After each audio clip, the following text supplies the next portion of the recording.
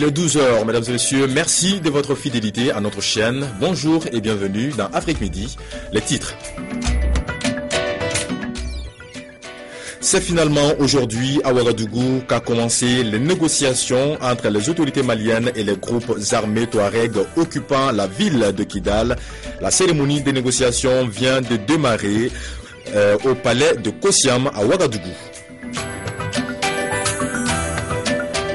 En marge du festival Le Marrakech du Rire, les stars internationales qui y prennent part au Maroc ont participé à une rencontre caritative, un match que vous allez découvrir en fin de journal. Je le disais tantôt, la cérémonie de négociation entre les autorités maliennes et le MNLA vient de démarrer au palais de Kossiam à Ouagadougou. Nous tenterons de joindre notre envoyé spécial Sekou Tangara en cours de journal. En attendant, les forces armées du Mali contrôlent désormais la localité d'Anefis. Elles ont pénétré dans la ville mercredi dernier. Quant aux combattants des groupes armés, ils ont fui, laissant derrière eux des stocks de vivres, des munitions et des véhicules équipés. Rétablir l'ordre républicain dans la 8e région, quel qu'en soit le prix. En décidant de passer à l'offensive ce mercredi, les forces maliennes viennent d'infliger une cuisante défaite aux terroristes du MNLA basés à Anefif. Tôt le matin, le colonel-major Didier Dako et ses hommes ont attaqué le poste avancé du MNLA situé à 110 km de Kidal. Ce village était quasiment désert avant l'entrée de nos forces. D'abord, tout a commencé avec nos activités sur Djebok. Et nous avons pris contact avec les populations sur place et puis nous nous sommes rendus compte que ces populations avaient vraiment besoin de ça. On nous avait d'abord signalé beaucoup d'exactions des éléments armés dans les secteurs et qui racketaient beaucoup les transporteurs et qui tombaient parfois sur des paisibles populations, en fait les bergers, et pour les enlever leurs animaux. Il y en a même qui ont été tués à Tabancor. Nous avons des informations sûres par rapport à ça. Donc nous sommes dit que c'est vraiment notre devoir de continuer à évoluer sur le terrain et prendre contact avec ces populations, les rassurer que l'État malien est là, son armée est là et qu'elle va continuer sa mission de sécurisation de ces populations. Devant la puissance de feu des armes maliennes, les fuyards ont laissé derrière eux 4 véhicules de combat équipés. 2 d'entre eux seront faits prisonniers. On n'a pas le choix, on ne peut pas laisser les populations entre les mains de bandits armés ou de groupes armés qui ne font que racketter les populations. Et voilà, nous sommes décidés, on s'est dit qu'il faut qu'on arrive à Anefis pour sécuriser ces populations. On verra à d'autres endroits aussi où ces populations ont besoin de nous pour aller à elles, et leur porter le message de la paix, leur porter le message de la réconciliation, leur porter le message de l'unité nationale. C'est un peu voilà le but même de notre mission actuellement sur le terrain. Dans leur fuite, les combattants du MNLA ont laissé derrière eux des stocks de vivres composés de riz, de sel, d'huile et de semoule. Le commandement militaire se propose de distribuer ces vivres entre les populations. Les ministres en charge de l'urbanisme des l'UEMOA sont réunis à Ouagadougou, au Burkina Faso, pour adopter le projet directive portant harmonisation des textes régissant la profession d'architecte. L'application de ces textes devrait permettre aux architectes de l'espace UEMOA d'exercer dans tout autre pays. Depuis 2009 qu'il a été pensé, le projet de directive portant harmonisation des textes régissant la profession d'architecte est soumis aujourd'hui à validation. La tâche incombe au ministre chargé de l'architecture dans les États membres de l'Union. Une fois adopté, ce projet permettra à tout architecte inscrit au tableau de l'ordre de son pays d'exercer sa profession à titre personnel ou en tant que salarié dans tous les pays membres de l'UEMOA et de s'y installer de façon permanente. Et une fois qu'on a ces textes harmonisés, en cohérence avec nos textes nationaux bien sûr, nous pouvons effectivement soutenir l'économie du Mali, surtout dans le sens, n'est-ce pas, des architectes et de l'architecture en général, et de tenir compte de nos réalités socio-économiques et surtout culturelles. Et le président par intérim de la commission de l'UEMOA de faire un plaidoyer pour que l'application de la directive soit une réalité dans les États membres, bien entendu après son adoption.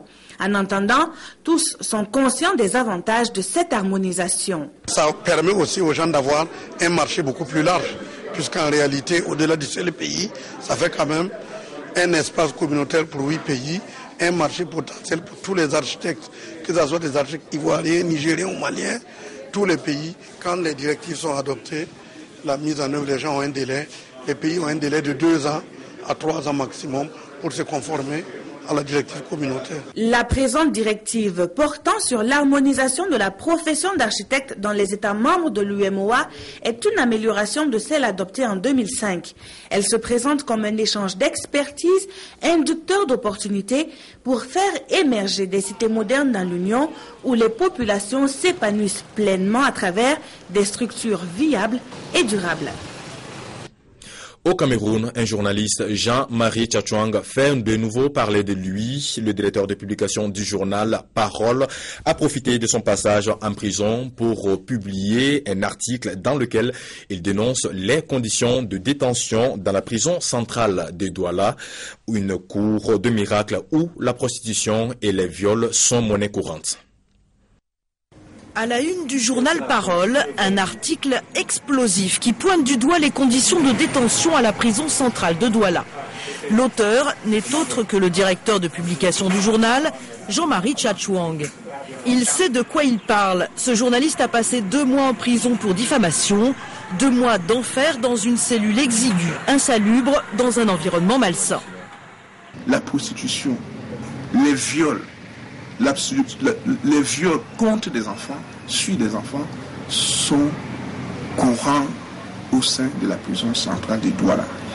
La réputation de la prison nouvelle n'est plus à faire. Surpeuplée, elle accueille toutes les délinquances, des femmes, des enfants, des petites frappes, de grands criminels et même des détenus en attente de jugement. Ici, le trafic de drogue est monnaie courante et tous les moyens sont bons pour faire rentrer la drogue dans la prison. À l'occasion des matchs de football au sein de la prison, un ballon vient de l'extérieur bourré de drogue et retrouve, n'est-ce pas, le stade de la prison. Et à travers un jeu de passe-passe, ce ballon est renvoyé, n'est-ce pas, à l'extérieur, n'est-ce pas, hors du stade et est éventré pour que la drogue soit, n'est-ce pas, sortie de ce ballon-là. Ce que Jean-Marie Tchatchouang dénonce, c'est surtout la complicité du personnel pénitentiaire. Pour lui, le milieu carcéral est corrompu. Contrairement à ce qu'on pense, ça se passe au vu et au su de toute la population carcérale. On vend de la drogue en prison comme si on se trouvait dans un marché ou comme si on se trouvait dans une rue quelconque. Jean-Marie Tchatchouang n'a jamais eu sa langue dans sa poche. Il en a payé le prix et a même reçu des menaces de mort. Mais ça ne l'arrête pas, il veut faire réagir. Il se considère, dit-il, comme le chien de garde de la société. Le textile est un secteur en souffre au Zimbabwe. Cette industrie pourtant très protégée est sévèrement concurrencée par les produits chinois, mais pas seulement. De nombreux vêtements sont introduits illégalement. Un manque à gagner pour l'économie du pays, mais une aubaine pour les acheteurs.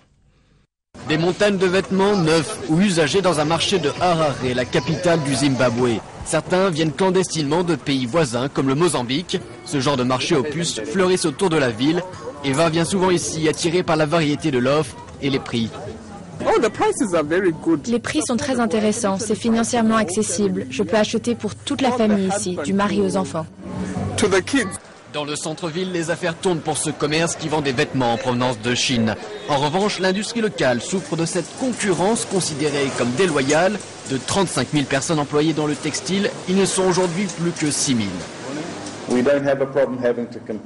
On n'a pas de problème avec le fait d'être en concurrence. Il y a certainement des produits pas chers sur le marché international avec lesquels il est difficile de rivaliser sur les prix. Mais notre problème, c'est que ces produits arrivent dans le pays sans payer les taxes. Et même les vêtements donnés par les ONG occidentales contribueraient à la chute de l'industrie locale. En réalité, ils sont vendus dans nos marchés aux côtés de l'industrie officielle. Et par conséquent, au lieu d'habiller les pauvres, ils les appauvrissent en leur faisant perdre des emplois. Le pays a pourtant lancé une politique protectionniste pour protéger son industrie, mais avec peu de résultats. L'industrie locale du textile est la plus protégée du Zimbabwe. Nous avons des taxes sur l'importation très élevées. Et ensuite, nous avons une sorte de régime de protection indirecte.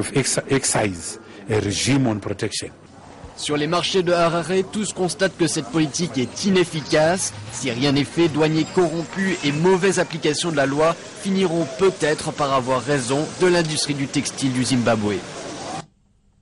On va maintenant s'intéresser au système d'apprentissage des langues étrangères au Burundi. Depuis 6 ans, les élèves de primaire doivent assimiler 4 langues.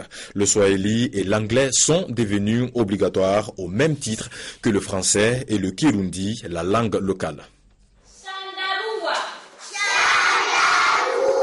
Dans les faubourgs de Bujumbura, leçon de swahili pour ces élèves de première année de primaire.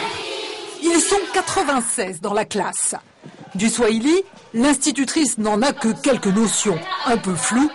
Elle se débrouille comme elle peut. Nous, à l'école, nous n'avons jamais appris le swahili. Nous enseignons cette langue parce que nous savons lire, mais on n'a pas été formés. It is a spoon. It is a cat. Dans la classe d'à côté, c'est l'heure du cours d'anglais. C'est Anita qui est aux commandes. Et ce n'est pas vraiment mieux. Mais Anita n'a pas le choix. Depuis 6 ans, au Burundi, l'apprentissage de l'anglais et du swahili est obligatoire dès le primaire. Il s'ajoute au français et au kirundi, la langue maternelle, et quelquefois ça marche. My name is Melissa. How are you? Fine, thank you. And you? How about you? Pourtant, ils sont nombreux à le dire. 4 langues dès 6 ans, ça fait beaucoup. Il y a souvent confusion. Quand on leur pose une question en anglais, ils répondent en swahili. Et quand on leur pose une question en swahili, ils répondent en anglais. Les 2 langues ont été introduites dans le système éducatif burundais pour répondre à un souci de positionnement géopolitique et géostratégique. Rattaché à la communauté des États d'Afrique de l'Est, le Burundi est entouré de 3 pays anglophones. Ses voisins parlent le swahili. Pour le gouvernement, il faut donc que les jeunes burundais maîtrisent ces 2 langues pour s'intégrer dans la région. Mais peut-être a-t-on mis la charrue avant les bœufs.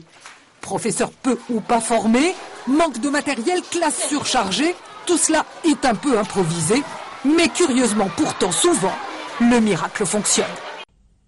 J'en parlais tantôt en début d'édition, la cérémonie des pourparlers entre le MNLA et le gouvernement malien vient de démarrer au palais de Kosiam à Ouagadougou au Burkina Faso. Elle est présidée par le médiateur de la CEDEAO, Blaise Compaoré, et enregistre la participation du gouvernement malien et des représentants du MNLA. Pour en parler, je suis en ligne avec notre envoyé spécial Sekou Tangara depuis Ouagadougou. Bonjour Sekou. Alors Sekou, est-ce que les pourparlers ont véritablement démarré?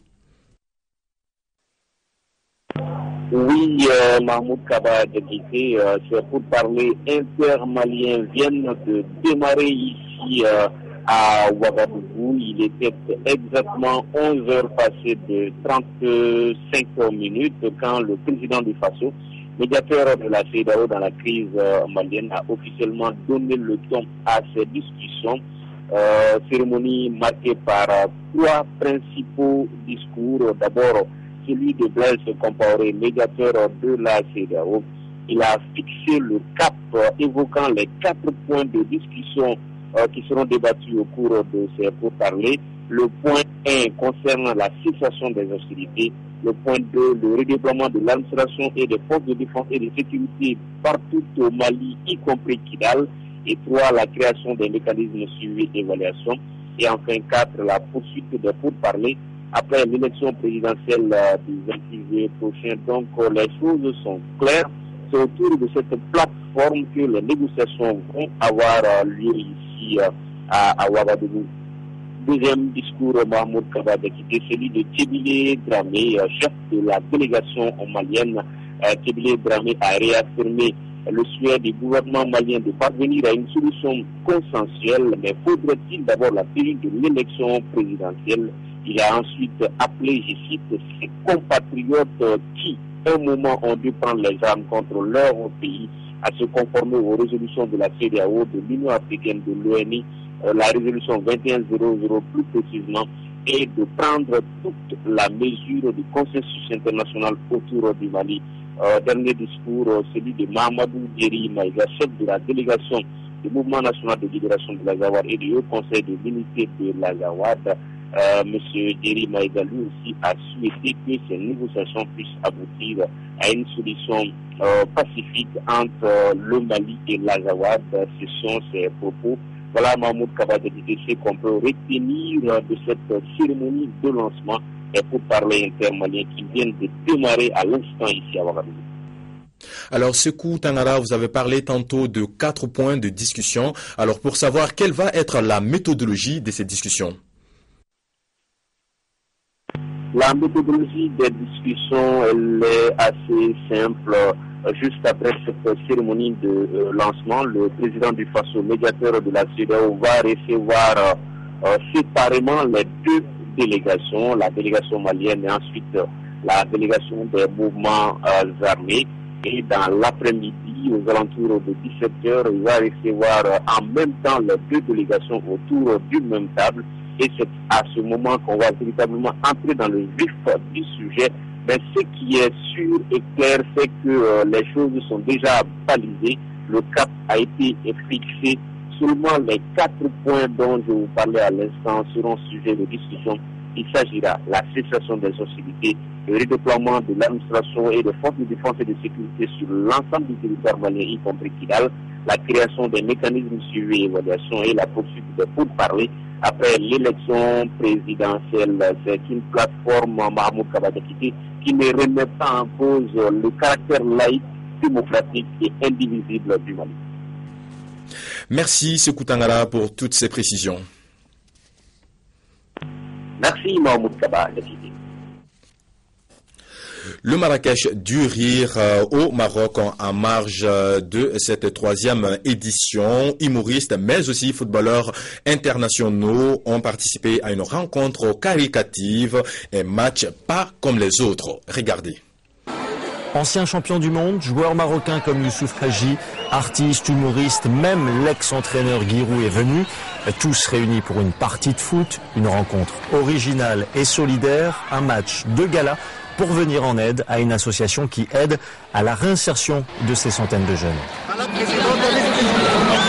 Ce que nous faisons, c'est d'abord aider ces enfants en grande difficulté à d'abord avoir une identité, pour ceux qui n'ont pas d'identité, les aider à se réinsérer au niveau de l'école quand ils sont en abandon scolaire, les aider dans la réinsertion professionnelle quand ils sont en âge de 15 ans à 18 ans qui n'ont plus l'accès à l'école, et surtout les aider à se réinsérer dans leur milieu familial, parce que surtout quand tu as la rupture entre la famille et l'enfant. C'est bon les gars, faut que j'aille voir les gosses. Un public en liesse, des milliers d'enfants ravis et conquis, certains n'en reviennent toujours pas d'avoir vu leurs idoles. Aujourd'hui, je rencontre Jamel Debbouze et de grands joueurs de football. Du coup, je ressens une grande joie. Je vois un beau match et je suis très content. Grâce à cette association, ma situation est moins difficile que dans le passé. Le score n'est pas le plus important. Pendant le match, ambiance, bon enfant et très détendue. Pour autant, dehors des terrains, certains joueurs et artistes savent se montrer très engagés. Voilà, moi je fais beaucoup ça à Paris aussi avec plein d'assos. Il y a des assos super à Paris qui font ça aussi. C'est important. Voilà, l'école, ça permet d'avoir des bases pour s'en sortir. Donc c'est super de pouvoir essayer de sauver des gamins. Je viens du milieu associatif. C'est les associations qui m'ont permis de devenir ce que je suis aujourd'hui. J'ai pas une dette, mais en tout cas, je me dois de rendre l'appareil quand je peux le faire. Et il n'y a rien de plus beau qu'un gosse. C'est pas normal qu'un gosse souffre. Après le match, 30 000 € ont déjà été récoltés, une somme destinée à la formation professionnelle au Maroc. Voilà, bon vent à ce festival. C'est la fin d'Afrique Midi. Merci de l'avoir suivi. L'information continue sur le www.africabtelevision.com. À très bientôt.